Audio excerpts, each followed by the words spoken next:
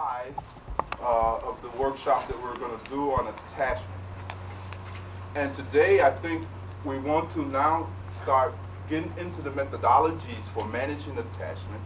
We've set up so much of the background. How many got a chance to do their homework? All right.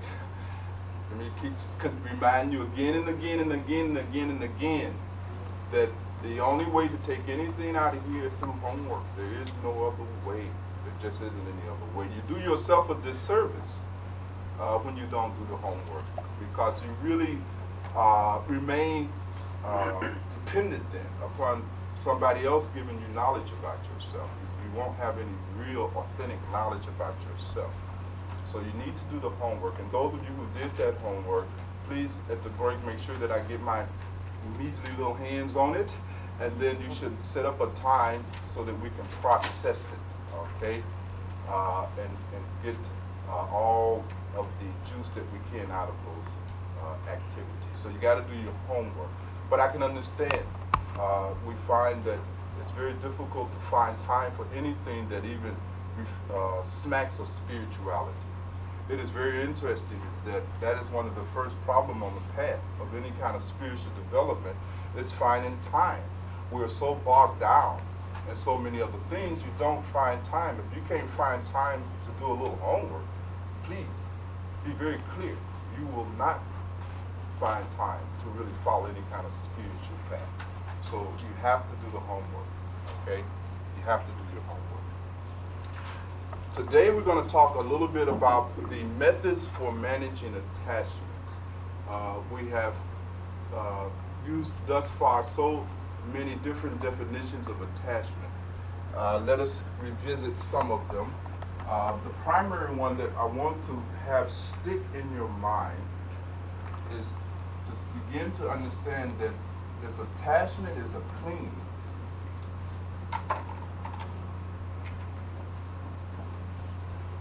Attachment means clinging to a person, to a situation, or an object,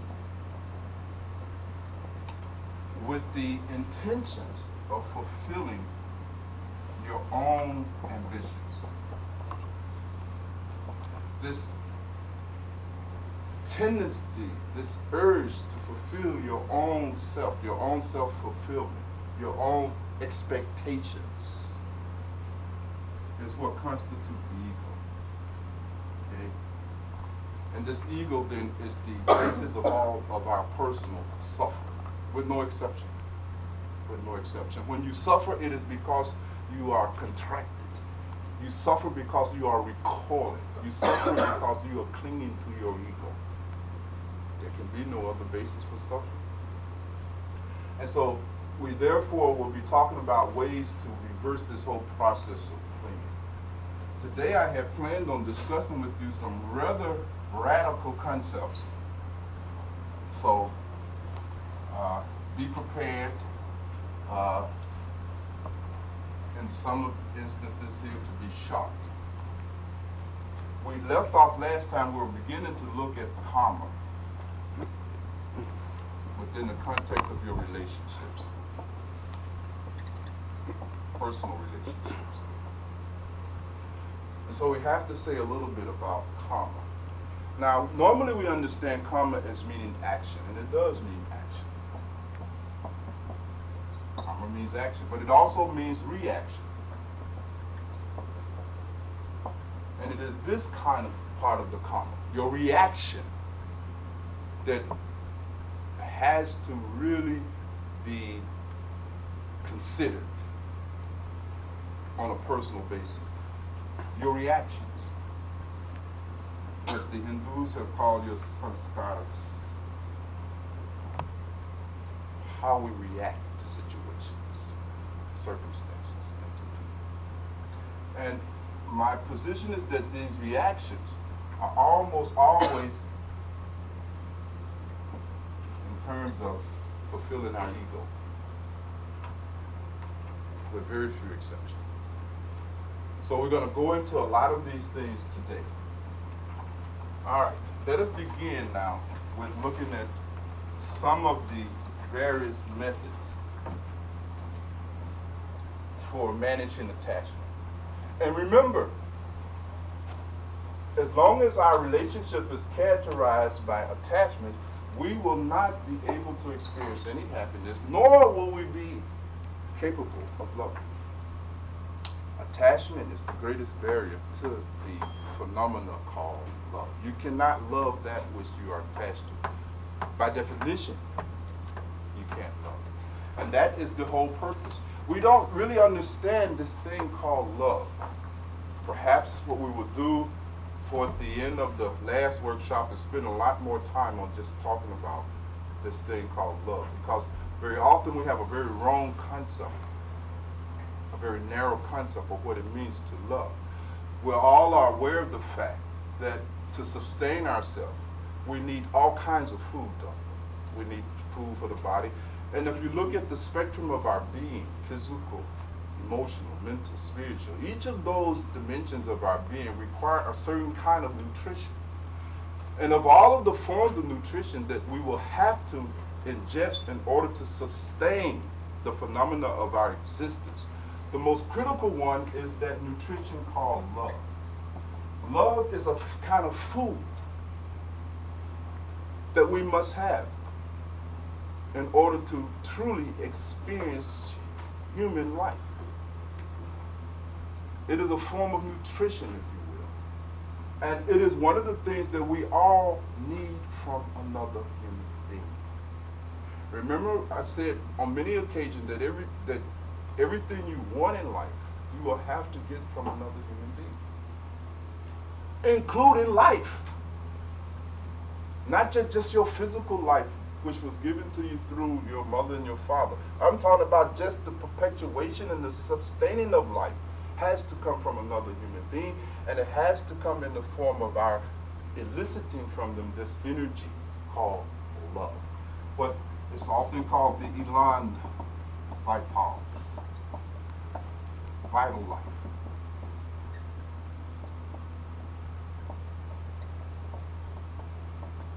This is a vital life force. So it's a kind of feeding that we have to do to each other. When we're in a relationship, we have to feed each other. And what is it that we have to feed each other? We have to feed each other this energy called love.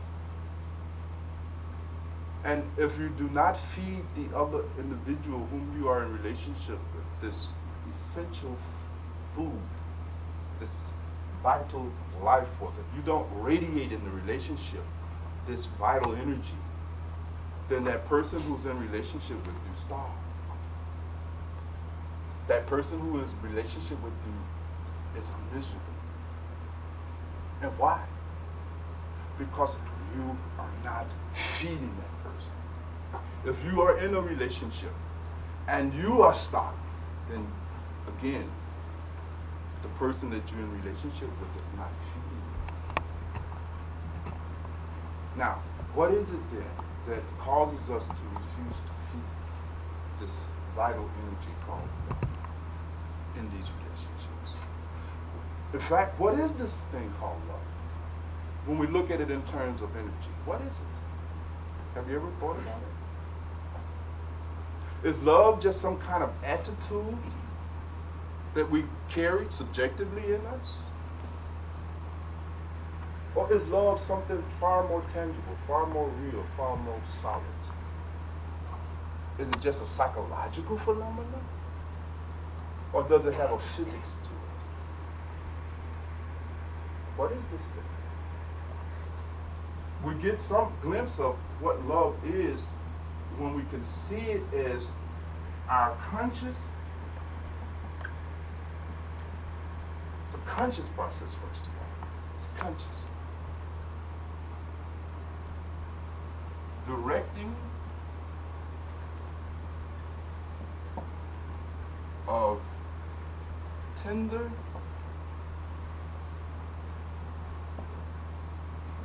heartfelt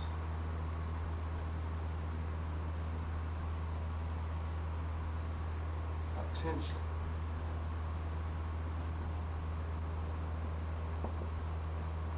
to others.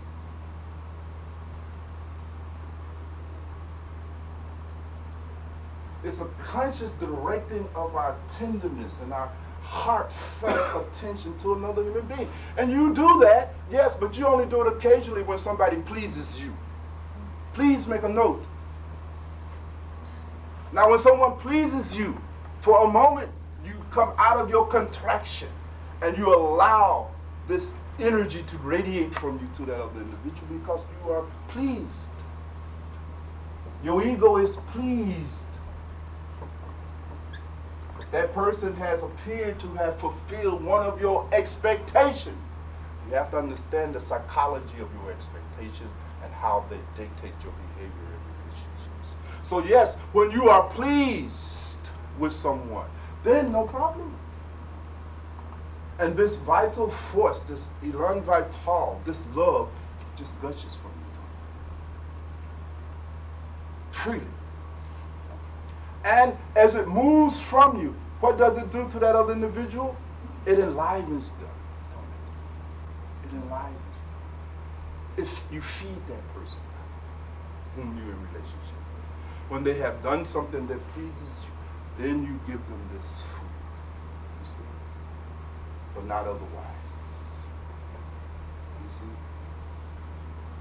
see? This straining of the flow and the radiation of your elan vital to the other individual that you're in relationship with, on the condition that they please you, is attachment. It's conditional. Now, if they're giving you something that you want, that pleases you, now you allow this energy to flow. And when they don't please you, what do? You contract, you recall, and you hold this energy inside, and the individual is bars. Interesting. It is interesting.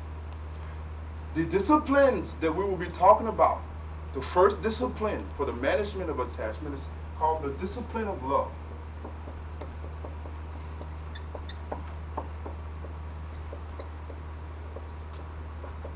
The discipline of loving. The conscious and deliberate attempt and effort on your behalf to radiate this elan vital in your relationship, independent of whether the person that you're in relationship with pleases you or not. This is a real challenge. This is not homework you can do in your head. This is not armchair stuff. This is on the battleground. This is Kurashita. This is the battlefield. This is what spiritual progress will be. And remember, the highest level of attainment in spirituality confers upon you the ability to love even if you're not being loved in return. Please make a note of that. Please make a note of that. That is the highest spiritual attainment, is to acquire the capacity to love, to radiate the elan vital that is so essential to the survival of another human being, whether you are loved or not. It's very different from what we've been trying to do in our relationship. This discipline of love, what the Hindus have called bhakti yoga. Bhakti yoga is a conscious imposition upon yourself. It is a vow almost that you take to not contract, not to recall, not to hold back, not to shut down the flowing of this radiant energy called elan vital in your relationship. Yes, Lieutenant. What you said is easier, simpler. If you find out somebody don't love you, just move on. Why? They don't have any love for you. Yes, that's what we normally do. But what is moving on? This. Because how do you know you will find anyone that fulfills your expectations? And remember, your elan vital now is subjugated to someone pleasing you. And yet you have a psychology of expectation that may be totally out of whack. You may be looking for individuals who don't exist on this planet. You're looking for a perfect this, a perfect that, if he has this quality, if she has that quality, and if they have all these qualities and they meet my standards and they meet my expectations, then I will flow. The problem is you may never find anyone like that. The second problem, Lieutenant, is that this contracting and this withholding of the flow of the elan vital is what causes your misery. It's your suffering. You have to understand your suffering is not caused by anybody outside of you. Your suffering is generated by your refusal to love. Please make a note of that. Your suffering is the consequence of your refusal to love. And as long as you refuse to love, and as long as you withhold your love, as long as you cling to this state of lovelessness, you will experience misery and suffering. So you must love or perish. You remember, Lieutenant, we said a few workshops back that when we're in these relationships, we have to understand that the aim and objective is to love. That's why you came into a relationship in the first place. And that the loving should never be sacrificed to the personality of the person that you're in relationship with. You stay true to the game called loving. Because what happens when you withhold and contract this? And let's say you hold it so long, now you injure yourself. You begin to lose the capacity to love. Your love remains shallow because it is not in use all the time. You don't use it enough. It don't grow. It remains superficial because there's no depth to it now. It is what Prince Pearl's called chicken shit. We relate at different levels. Sometimes in our relationship, these are chicken shit relationships, just chicken shit. Nothing is going on in them. Everything is superficial, pseudo, false nonsense. A little deeper is bullshit. Bullshit is now when we are exchanging our importance to each other. You understand? You think I'm important, I'll think you're important, we got a deal? Okay, now we're involved in each other's bullshit. And then there's elephant shit. All right?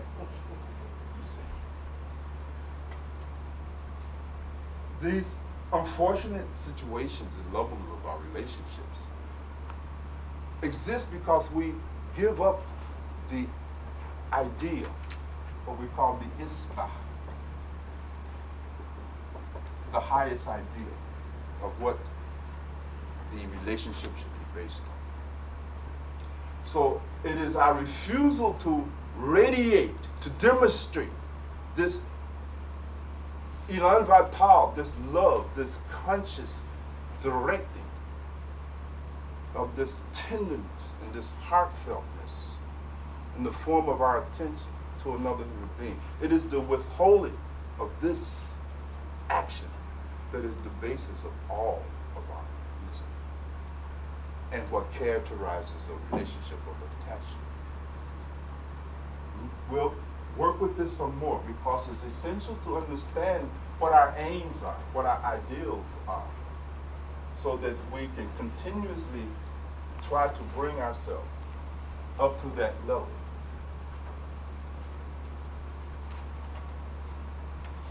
So one of the disciplines we'll be talking about for the management of attachment is this discipline of love called yoga.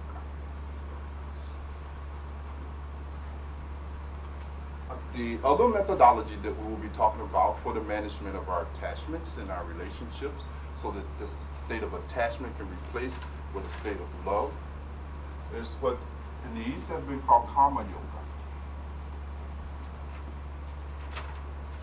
Karma yoga.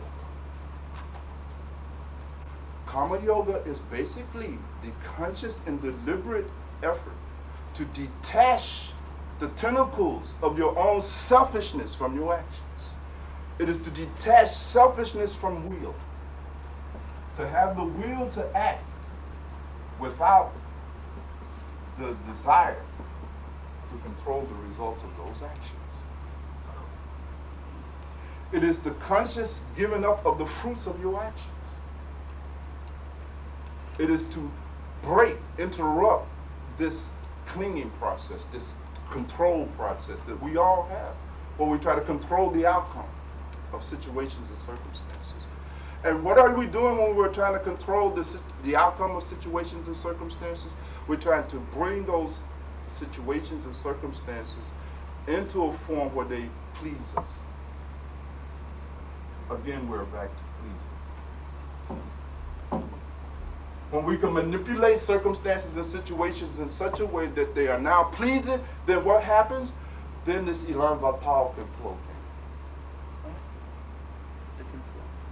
But if you can't manipulate the situation, the circumstance, the person, to the extent that they now are pleasing, what happens? It shuts down the flow of the love. And who is injured in the process? I want you to understand, when you withdraw your love, it is not so much the damage that you do to the individual. There is too a lot of damage. But the most damage you do is to yourself.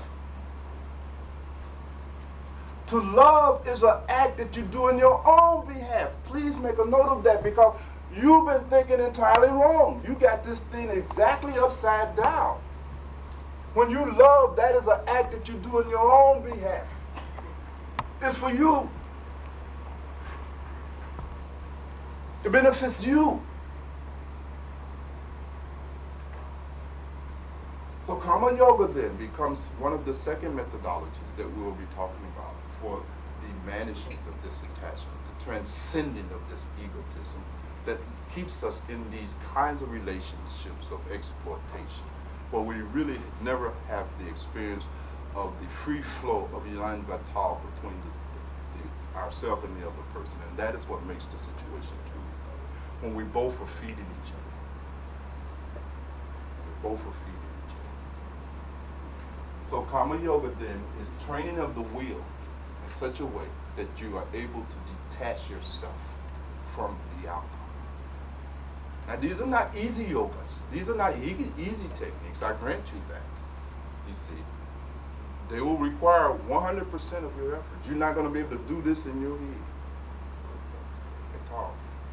But there is something you can do in your head. We have a method for that, because some people work in their head better, quite frankly.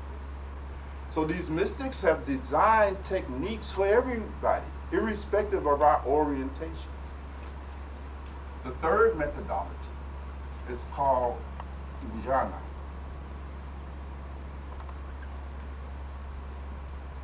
I don't even know if that's spelled right. It's spelled so many ways. Gyan is also another version. Jnana Yoga, Gyan Yoga, knowledge. Knowledge. This method is focused in on self-analysis.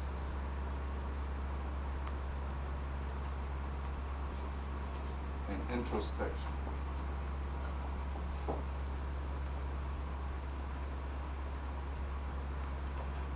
It is the activity where now you are really beginning to try to see your real self, to see your higher self. It is developing the capacity to make a distinction between your social presentation of yourself.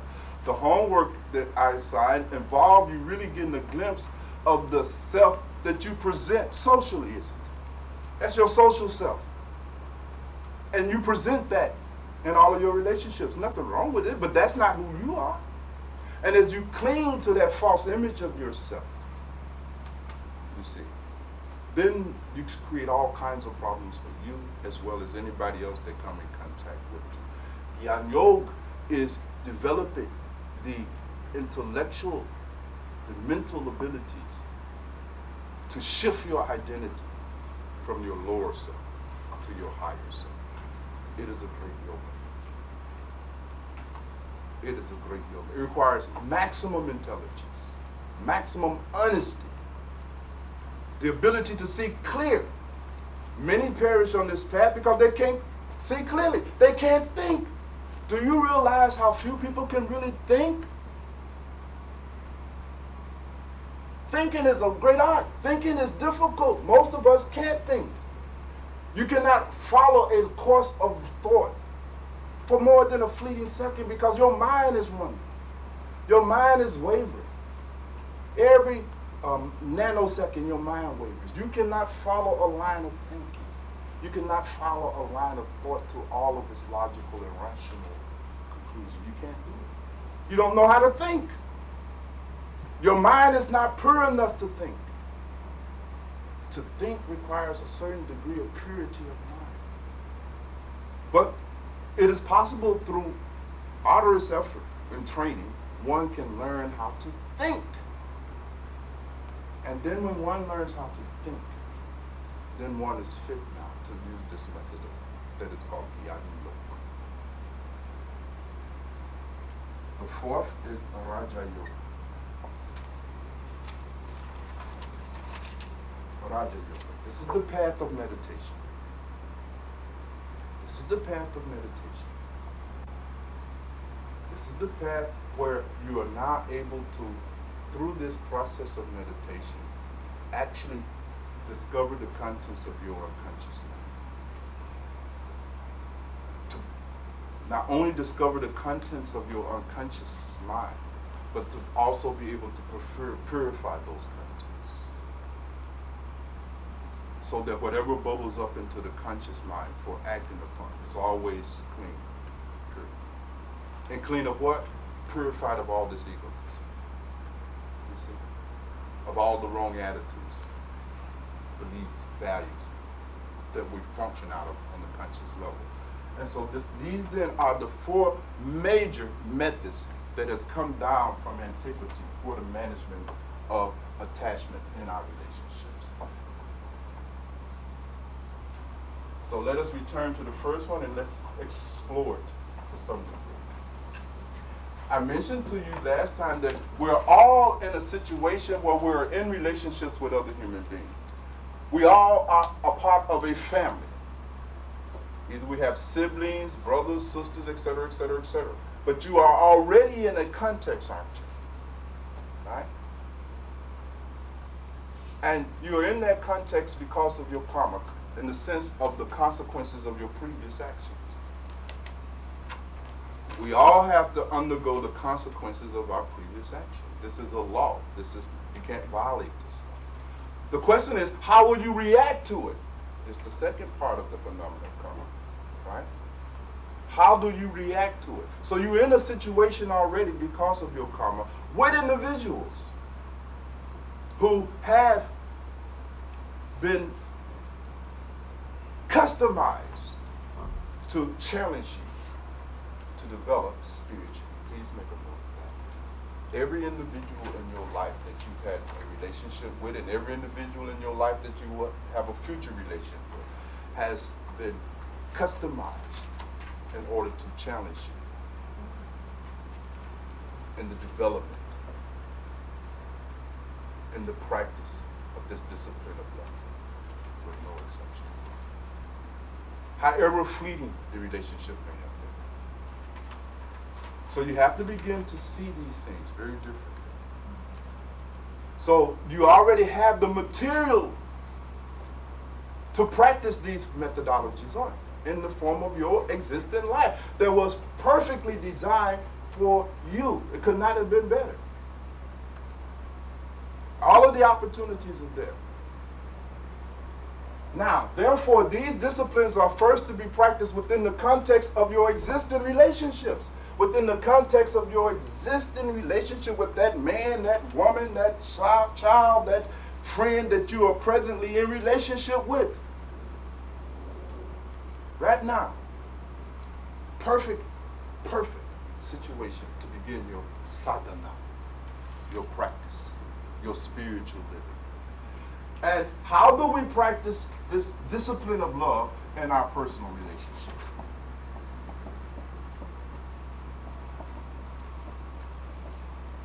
I mean, really, what are you doing in terms of the practicing of bhakti yoga, this discipline of love, in your present relationship? Consider that. What do you do? How do you behave in that relationship? Have you considered? What is the dynamics of the psychology that is dictating how you are interrelating with the human beings that you're in relationship with now? What is going on with respect to this discipline of love? this flow of love? Are you feeding the person that you're in relationship with? These are not rhetorical questions. I expect some answers. Yes. Okay, Baba, come on with it, Baba.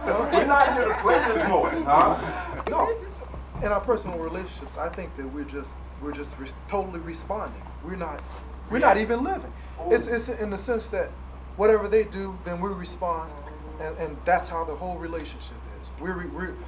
We're letting their actions dictate how we react. Okay. Beautiful. This is called a state of reactivity. We are in really a state of reactivity. They do something, and then we do something. And then when we do that thing, then they do something else. You ever seen little children on playgrounds getting the last tag? That's what it looks like to me from where I stand. You know, I hit you. Ooh, I'm going to get you back this year, run across the playground, hit me, then I run across the playground, and we'll carry this hitting each other back and forth all the way up until we're in the grave.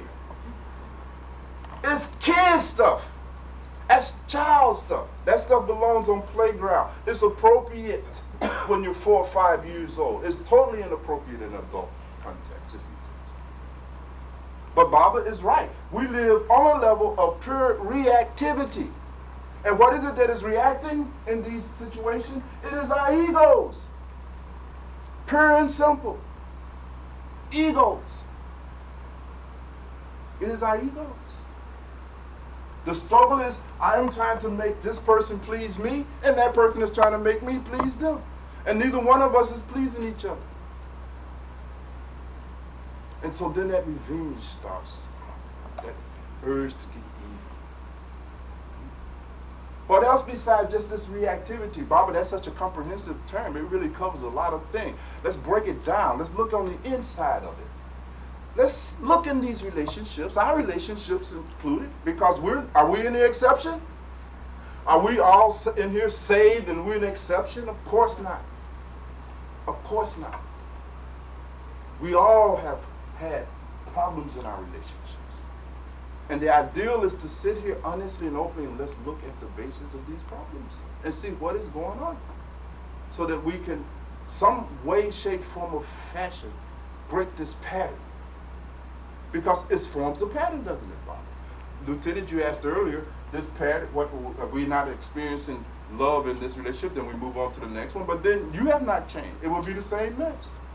The same nonsense will be repeated again. What else is going on in our personal relationships with respect to this conscious effort that we have to make to demonstrate love? Do you really love? Are you in love? Are you in love? Are you really in love? In these relationships? Are you really loving? Oh, I wish you could see your faces here. Oh, I wish you could see your faces.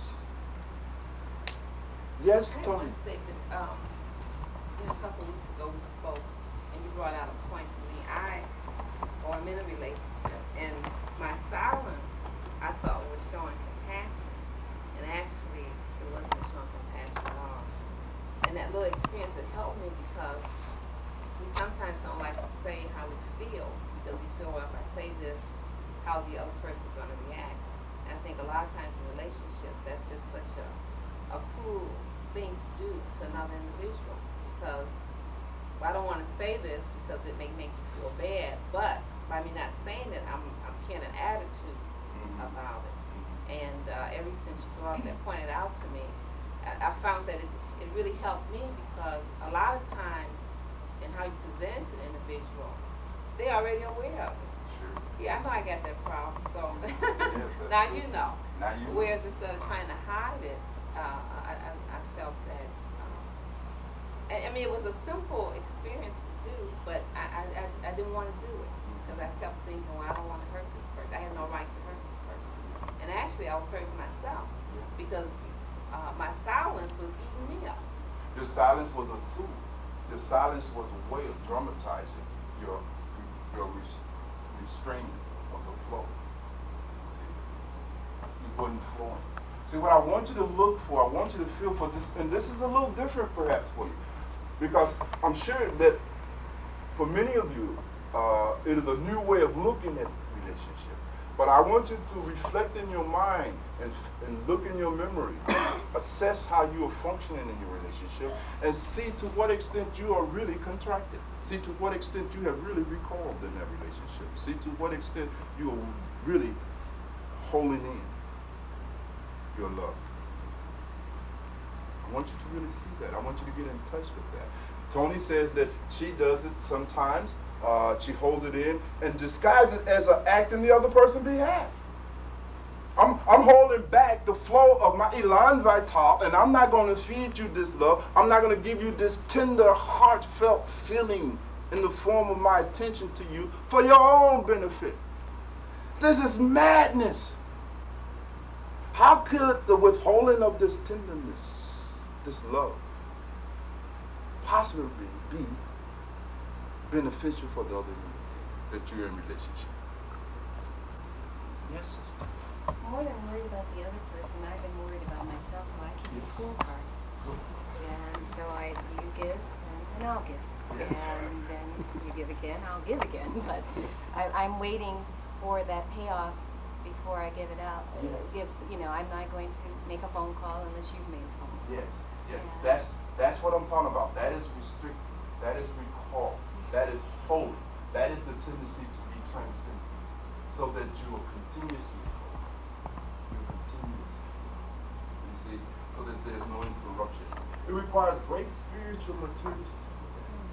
You see, this can't be done on a lark, but it is the direction that you want to go into, because that is the context of human relationships, love. That is the whole function of down here. That's what this is all about. This whole thing is about loving, developing the capacity to love perfection continuously, where there is no interruption in the flow, because that is the stuff that life is made out of. We all know that if a child is deprived of the flow of this tenderness in the form of another human's attention, even though that child is fed, clothed, and turned over, the child dies. The child fails to strive. It is no different in an adult relationship. When you have been starved of this thing, you see, then something in you dies. And that inner death feels like depression, dissatisfaction. You are unhappy. You are miserable. Yes, because you're not receiving any of the elan vital in your relationships. And why aren't you receiving any? Because you're putting on out. Yes, brother. I think in the West over here, we kind of go into relationships in a weird way, because, like she was just saying, she be keeping a scorecard, right? Now, are we talking about relationships or marriages? Because usually a woman, if she feel like she's gonna marry a man, she'll open up a little more. But if they just in, I know a lot of women that's in relationships that know in their mind that they're not going to even marry a guy. And they be with this fella 3, 4, 5, 6 years. I just don't understand that. I wouldn't waste that much time with a woman if I didn't plan on marrying her. Marrying her. But that's weird. I mean, you in a relationship with somebody, you have no kind of intentions on marrying them. But that's the way we are over in the West. Yes, that's part of the problem. But it's weird. It is very strange. But the dynamics, Rob, as you pointed out, is that the only point in being in the relationship, and marriage is another form of relationship. That's all. It falls under that same category. But yet you can't get through them unless you say, okay, I'm gonna marry you. I mean, they're not gonna open up. Why is that? Because they're not going to let that energy flow unless they're pleased. It pleases them when you get that. It pleases them when you make a commitment. It pleases them when you take a vow. You understand? It pleases them when they know that you're there for real. It's not a Saturday night thing, and it opens up. They come out of that contraction. You see my point? We all have these subtle things, and one of the things you have to see is that we have to get a great deal of understanding about ourselves, you see. Because the more we understand ourselves, the more we automatically understand other human beings, automatically. And we have to look and see what are the restrictions that we impose upon the flow of our own love in our relationships, you see. That is the first starting point. And then you never know. Even after you're married, that doesn't mean guarantee that the love will continue to flow, because it's out of the same old psychology, right? The root, the paradigm that informs how you behave in the relationship has been formulated somewhere back in your childhood, consisting of all kind of wrong notions, wrong attitude, and what is worse, a whole outrageous set of expectations from other people, from yourself, and the world. And all of this has to be revisited. All of it. I don't know which one to go. Go. Just go. It's kind of strange because it's almost like love and commitment. Well, it's like commitment can be, it's a thin line between it, because a lot of people kind of depend on their relationship lasting, like you say, on how you make them feel, you know, from the love. But I don't think you can do it. It's almost like you just gotta have concentration. If you hook up with somebody, it's like a battle. I mean, you gotta understand that love gonna be like a battleground. It's gonna be like a fight. You know what I mean? And you, I mean, you can't really. I mean, it's got to be that kind of understanding that whatever go down, you just gonna be there. I mean, the love got to be developed through the battleground. It seems like to me. Sometimes it depends on each individual. I mean, without the ups and downs, I just don't see how you can even develop love, honestly. All right, we're talking about the friction, and we'll come back to that too, because you're right. There has to be some friction. Energy comes from friction, though. Yeah, because I feel like when two people meet and they first get together, I mean, that's almost like infatuation. But why is the friction there and conflict? Like you said, Rob, because it is infatuation. The two people have not met. What is met is the images that each have respectively presented. What has met is the social presentations that they made of themselves out in the nightclub, which was not real in the first place. Neither mine is real, and please make a note. Mine is not real. Yours was not real. It was bullshit to begin with. That's the truth. And now you got to work yourself through this chicken shit, bullshit, elephant shit. And that's arduous. And you can't do that if you cling into this thing. What is it, Rob, that makes relationships difficult? It's this. It is this thing. This is the only culprit. There is no other culprit. This is it. And so we have to, through a process of spiritual discipline, transcend these illusions that we have brought into these relationships. And you're right. Because now in this relationship, the woman has got to release her grip on her image that she concocted and presented to you in that nightclub. And you too have got to release your grip on it. And neither one wants to let go because you don't know who you are. You think that you really giving up who I am. I got to stop being who I am. You were never that in the first place. So you are clinging to an identity. You are clinging to an image of yourself that is false.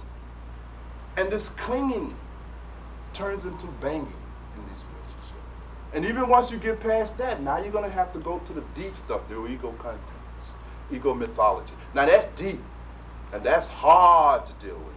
But before we come in further, Sethrai, you had a comment, and this sister had a comment, and let us put that out here too, because I'm sure it's going to help us all. Rob gets so deep. He gets deep.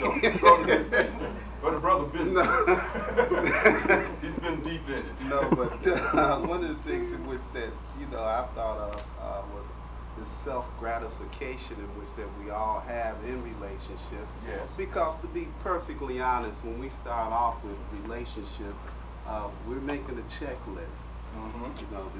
This woman makes a lot of money. She's got a nice set of boobs.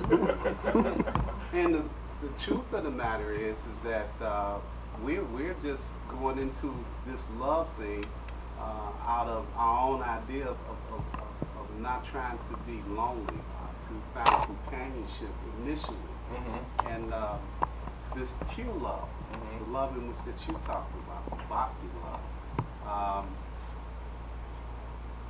That type of love, who knows about that? That's I mean, true. That's I right. mean, we're human beings, and again, I'm just speaking personally because, again, I know my motives were selfish in terms of the relationship in which that I have with my wife, not only my wife, but people around me, you know, and I began to question and challenge my ulterior motive behind that. Well, you pointed out something very profound, so that you all don't miss what Setra is saying here. He's saying that even before we get into the psychology of our expectations, you know, your expectation that you personally have, coalesce into a kind of personal psychology that is reflected in the way you interact with other human beings. But even before the formation of your psychology that is composed of these expectations, even before that occurs, Setra says something more fundamental is there. And now he comes to a definition of egotism that is used by the various mystics and sages that at first sounds odd to us. And they say fundamentally ego is a sense of separateness. It's a sense of separation. Basically. And that sense of separation now, right, creates in itself a kind of undercurrent of suffering. The suffering of being alone, isolated, disconnected, separate from the universe. Right? The loss of the conscious experience of God's love for you. Separation from your oneness with the Creator. Now you're separate. Isolated. Now fear comes in. And then that whole process begins to take place. Because of that. When that child, when we're children and we're born into this world, we were disconnected from an experience from it. Right? And we start discovering that, my God, I can't always, you know, I got to actually manipulate, control, do something to get people to do things for me. It's just not happening no more. You see, this separation is the root of this thing. And this is the thing that we all begin to move out of. More about that later, Setra, because when we go deep into Raja Yoga, the yoga of meditation and things of that nature, one of the aims is to restore this union. That's in fact what yoga means. Yoga means to reunite. It has the same meaning as religion from the Redigere, the Latin, that means to reconnect. And reconnect to what? This experience of being connected to the divine. When you really think about it, it's very few of us really feels the love of the world for us. You really don't feel that the world loves you. Not technically. Deep down inside. You really don't feel that God cares anything about you. Yes, intellectually you say that. When you're in churches, you know, or in a religious posture. But deep down inside, at the level of your heart, you really don't feel it. Not only do God not care anything about me, the world don't give a damn about me. And you feel that. You feel that. Right? And whenever this feeling that the world, that God, that the cosmos does not care about you, fill you up, that is a lot of pain. That is a lot of suffering. And that is what gives rise to all this anger and all these other things. You see? It's a painful situation to be in. Because we have separated ourselves, but only in our mind. Because in reality, you can never be disconnected from that which exists. It's not possible. There's a kind of ecology that mandates that you stay connected. But in our mind, we have the illusion that we're disconnected. This experience in our mind of being disconnected from that which exists is the foundation of ego. And all of the problems that we've been talking about spring from this. So, Setra, you've introduced a very deep thing. Baba, you had a comment. Yeah, being a person with a real ego and know it. Now, but I just want to say this. I think that, most people don't really realize how big and powerful this ego is. Yeah. Because we were talking about the personal relationships, and here's what brought me to a little bit of honesty about myself. You find yourself, and I think everybody can really relate to this, because almost everybody in here has had more than one relationship. But never, I think, do we ever question, okay, I had this relationship, you know, for whatever reason it ended, and this one, and for whatever reason this ended, and so on. And then finally, we get to this, we're in another relationship, and it's not working either. We always say, I always call it, they fooled me. Yeah. See, it's you know, it's this, you know, when I heard Rob was talking, you know, it's not just people waiting until you get married before they give it all. Sometimes they give it all before you get married, and then they stop. What happened is, what happened is that, you know, you're fooled. I mean, everybody's nice, you know, initially, and then when you get to a certain point in that relationship, now you begin to see that this person isn't fulfilling these things you expected them to fulfill, and now you're saying, whoa, I'm stopping this love that was kind of flowing here, because they fooled me. You know, this isn't the person. But never do we realize, well, that person's thinking the same thing about you. Exactly. You fooled them. And so we go on and we have this thing in our mind, well, this person didn't work. And I think that we end up in relationships quite often, going into relationships, never looking at the fact that, hey, there was something here with me too. We always was looking at the fact that, always outward. Yeah, right. There was something, that person fooled me, that person fooled me. Yeah. And then we get in a relationship, and I think earlier you were talking about, you know, all of these situations are geared to help you spiritually get to the point of being able to love. We can never do that because we have this idea. I don't care, we could have been married for 20 years, I guess. I haven't been that. But somewhere in our mind, we say, well, this person fooled me. I can step out of here anytime I want to. We never really look at it as something permanent, therefore looking at the possibility of what we're going to do about it and actually try and come deal with it. And then put some of the focus some of the attention on us trying to change. Because I think that we still have it in our mind, just like we had those relationships in the past. Some kind of way, something can happen. I can step out of here. There's somebody more wonderful out there for me. And we never look at it and say, hey, I'm gonna make this work. I'm going to transcend this relationship. I'm going to change. I'm going to change, and therefore this relationship is going to work. It never gets to that point. It's rarely get to that point. It rarely get to the point. Though it started out, the tradition, the intention was to make it that way. We called it the vows. The vows that we took for better, for worse.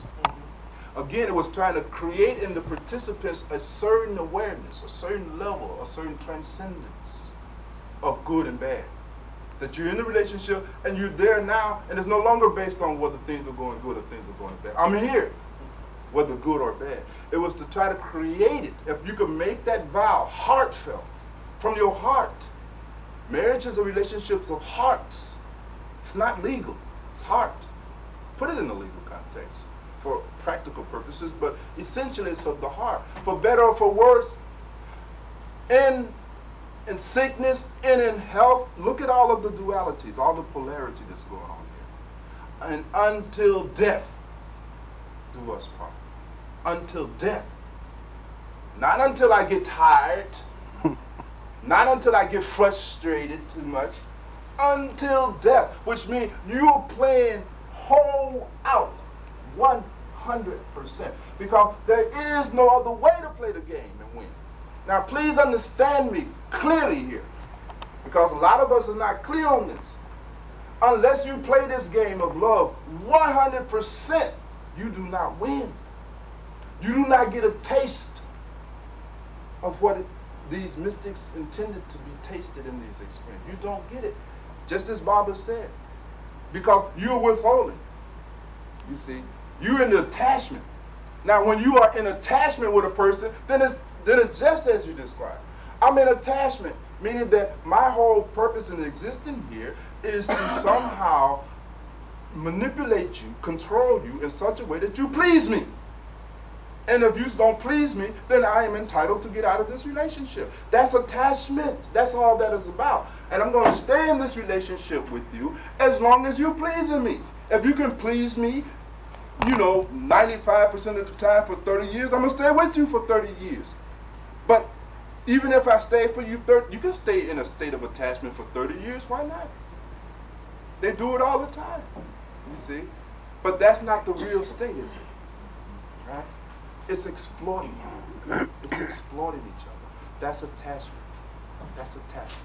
But you're right, Baba. If you can play this thing 100%, for better or for worse, sickness and health, cherish, love, obey, and cherish. Look at those words. To love, obey, and cherish. Each of them requires you to deal with this. You can't do any of that unless you deal with this. You're not going to obey. How can you obey your wife? You thought if the vow means she obeyed me. You never thought, holy cow, that means I obey her too? It never dawned on us. And how can we obey?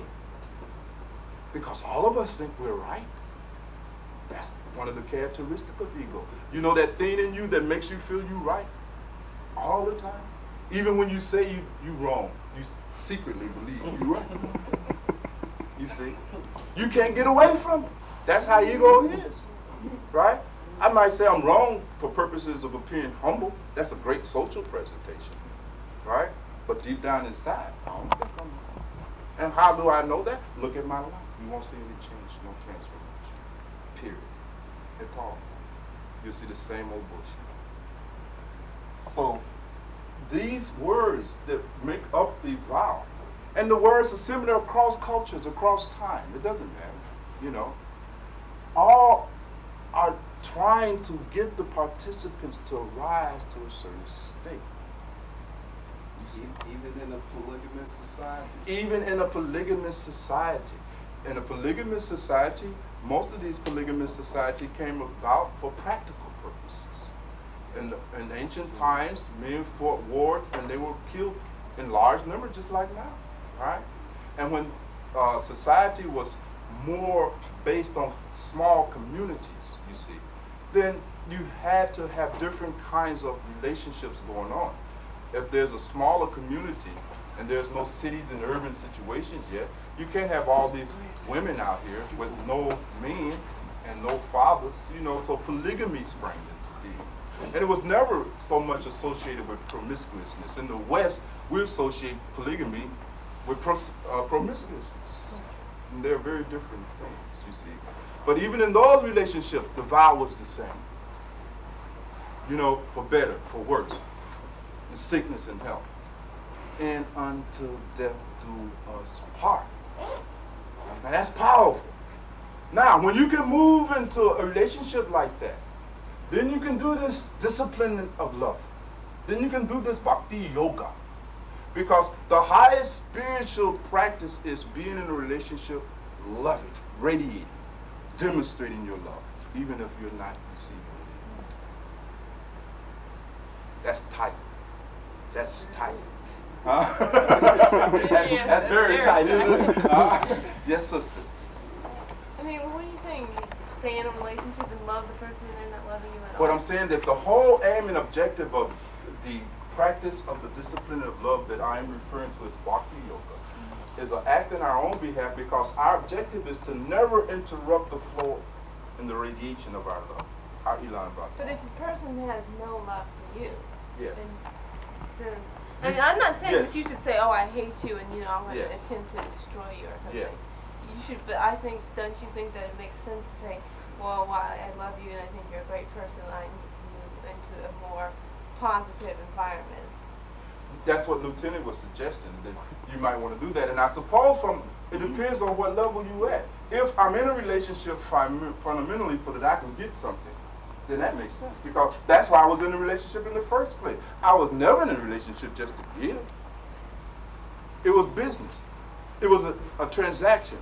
The understanding was that I make you feel good, you make me feel good, and we got a deal, right? You see? No, but if you don't keep... negative situation if someone's... Yes, it's negative for a person who's moving out of the ego, whose whole agenda is based on attachment. Because, again, understand what it is. Attachment is to be in a relationship, to cling to that relationship with the expectations, with the expectation of being fulfilled. That other person pleases you. That's why you're in a relationship. But it sounds like you could be in a relationship with anybody then. Sure, you are. That's the whole point. That's the whole point I'm telling you, is that it ain't about personalities. You've been thinking relationships is about personality. It's not about personalities. It's spiritual.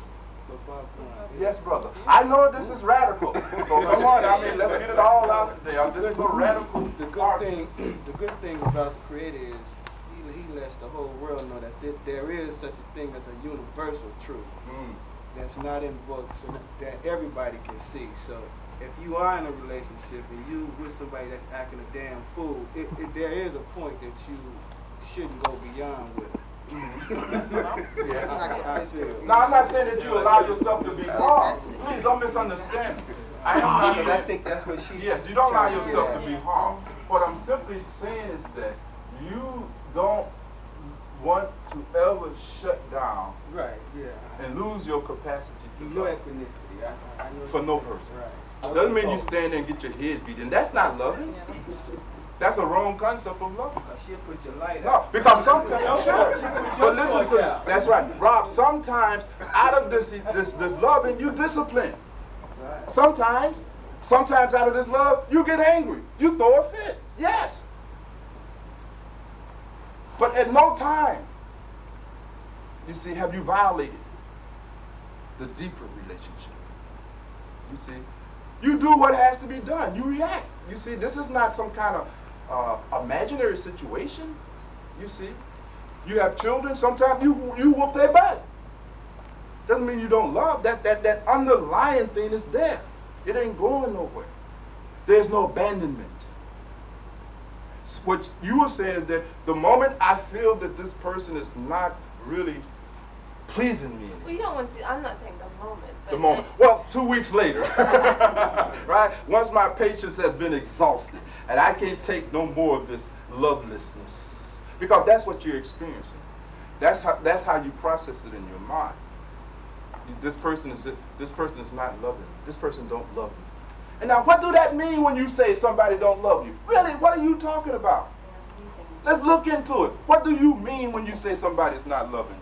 Precisely, what is it that you're talking about? Right. Is it anything else? Please, now just don't agree with me on the spur of the moment. Think about it. They're not doing what I tell them. But could it mean, yes, Khadija? Oh, well, that's another issue, right? That's another issue. Sometimes you can start to see it, but you don't want to say that. That's right. Start to perceive that. That's right. You don't want to be perceived. So sometimes it's a hiding. But normally when we go about and we say, or even if we don't say it, it's because most of us don't even say it publicly to the other person. We keep it inside. But they're feeling it. Damn, this man don't really love me. Damn, this woman don't really love me. But shouldn't you still be able to know? Because what if you couldn't talk? How would that love be expressed then? Well, the first thing we got to get a clear focus on, Rob, is what do you mean when you say somebody don't love you no more? I always felt like this. A woman ain't never got to tell me she loved me. I can feel the vibes from the actions that she send toward me. You don't have to tell me you love me, because you can say you love me and then doing everything in the book and in action that demonstrates you don't love me. And then you can say you don't love me and then be doing everything. So you know what there is to show me that. Sure, I agree. What I'm asking you to do now is to consider those feelings, its source. Consider the psychological origin of the feeling. Consider that feeling. And what is that feeling based on? How do you decide in your feelings that another person don't love you? What is that based on? Don't love you? Yes, that's the question. She going out every Saturday night. right? And so that's what we'll get. We'll get a list. What we will do is that we will get a list. She don't love me. If she do, I don't want that kind of love. That's right. We'll get a list of all of the violations of our expectations. Right? There is a universal truth. You see, everything that we will put on that list will be basically the person's violating one or more of our expectations. They're dictated our being in the relationship in the first place. Yes, sister. Excuse me, because I came in very late. But Yes. I want to say that I think that those expectations are constantly changing, and we're not honest about that. That's true too. That is And true then too. when the person suddenly violates an expectation, it may not have been even in the legal code. It may not have even been a part of the deal. Because when you hear brothers talk about food on table, houses, That's here, yes. those weren't violations in the initial relationship. Yes. They never looked at a woman and said, I think she's really good with the broom. You know, they were looking at other expectations, and then as the relationship evolved, Sure. well, I'll say most men. I would say I have most to jump men. in there because it could go both ways. That just don't have anything to do with the woman. No, I'm not saying that cooking just food. the woman. talking I'm saying the woman does that too. The Yes. women many times Sure. do not talk about Sure. the economic Sure. expectations Sure. that they have later. Sure. Everybody talks about how you feel and those types of things, but later on it's like, well, you're not making enough money. Well, you're not cleaning. Yes. So that's why I'm Because saying it's a dynamic change. phenomenon. It's Yes, not it's static. changing. It is It's constantly changing. moving, as it must constantly move, isn't it? And very often, we're not even aware. The other person is not. How can they be aware? We don't even know what's going on.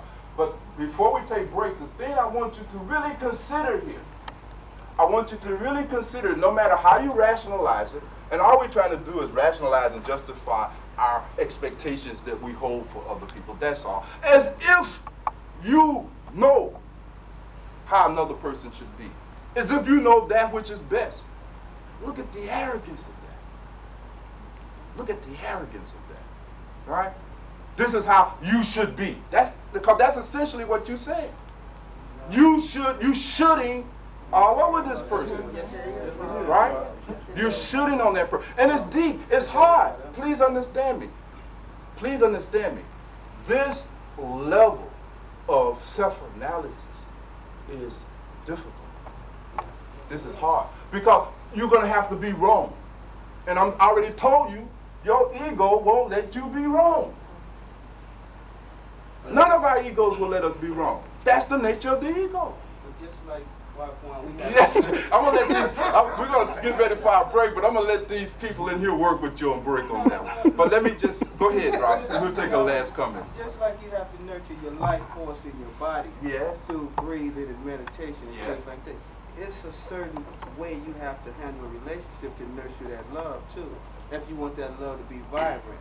I mean, you just can't, I think, be in a relationship with a person and think that you can do things that's not principle as far as, you know, I mean, that's Yes, not. the question is though, Rob, who decides what's principle and not? Well, like I said, you're both human beings. You both know what's right and wrong. That's I a lot. mean, This you do, but you each have a different definition of right. You even have a different definition of what is wrong. but when you're married in a relationship, That doesn't change anything. Unity. Listen to me, I mean, listen if to you're me, not doing listen to things me. that's gonna If create person unity. A is ignorant before marriage, and person B is ignorant before marriage, because person A and B get married does not make both of them brilliant suddenly. Yeah. If you were ignorant and misinformed and had a lot of wrong conclusions about life prior to getting married, that stuff just walks right into the marriage. In fact, Rob, that is why the thing is difficult. You have to understand, if they had principles, they would have no difficulties. Truly. The fact of the matter, they got this conflict is proof that they don't have this stuff. That's ego mythology. You've been thinking you had all this stuff. And then you get in the marriage, you suddenly find out, I ain't got nothing, but you can't handle that. So you got to find something wrong with this person. As Barbara pointed out. But the reality, Rob, is there's something wrong with all of us. Of course, I mean, that's Now, that's the thing is that we have to focus on us. Because about yourself, you can do something. Now, what can you do about this person? Now, really, consider it. I'm only asking you to consider it. I'm not asking you to accept it, but I'm asking you to take your highest intelligence. Don't get emotional about it, and simply consider it and see with your own eyes whether this is the case. See whether that's the way life is. I don't know something. And until you see it, don't go away from your own fixations. Don't move from that. Live and see. Because it has to be your own conviction. Don't be persuaded. You see, don't move from that. But do consider it, do see. And then go with your own experience. And see if that approach that you've been using, has it worked? That's the bottom line. Has that attitude worked? Look at your relationship. Look in your life. Did it work with this sister? Did it work with that sister? Have it worked with that sister? Where is any evidence that that attitude has worked? Look. Don't bullshit yourself. Life is too short for that. It's okay. You can bullshit me. Fine. Nothing wrong with that. It's not important. But with yourself, you got to be ruthlessly honest. Because it's your life. And the way you look and see if your stuff is right, look at your life. There is no other way. No book, no scripture, no Quran, no Bible, no Dhammadada, no Gita, no Sutras, no Zenavestas. Your life is the book. Now you look and see. And if it's wisdom, then look and see. If one is living wisely, it is reflected in your life, isn't it? Well, we have no choice there. You see, we come to the absolute measurement of whether we have wisdom or not by looking at our life. So that's what I want all of us to do, not just Rob. And I'm only challenging Rob because Rob has a lot of intelligence. As you all get to know him, you'll discover that underneath that southpaw, you know he's a southpaw, right? So those of us who know southpaw styles are always a little different from those of us who are not southpaws, but that doesn't mean they can't hit, as we see on the floor. So as we go into break, I want you to really start considering these things, because we're going to be talking about these methodologies now for managing our attachment and personal relationship. I've already said that unless we develop the capacity and the ability to radiate the elan vital, this conscious directing of tender, heartfelt attention toward another human being, if we can't feed the person that we're in relationship with, you see, then we suffer because we have shut down this flow, and that person suffers. And what we have in its place is just this attachment. And this attachment is nothing but about manipulation, control, and trying to make people please you. Right? That's not the real deal. And remember, that's your only experience of happiness. Notice, I mean, consider these things. The only time you've been happy has been when those few times when somebody did something to please you. Accidentally. Your happiness has been accidental. Every now and then. Because it is based on someone pleasing you. And we have to transcend this ego gratification level in relationships. Not just with our family, across the whole spectrum, but it's certainly starting with our family, because if you can't get this right with your woman and your man, come on, you don't have a shot at getting this right with your neighbor. Who are you kidding? Who are you kidding? You got to get this thing right in your house. Let's take a break, and we'll come back at 10 after 2, and we'll continue. M is not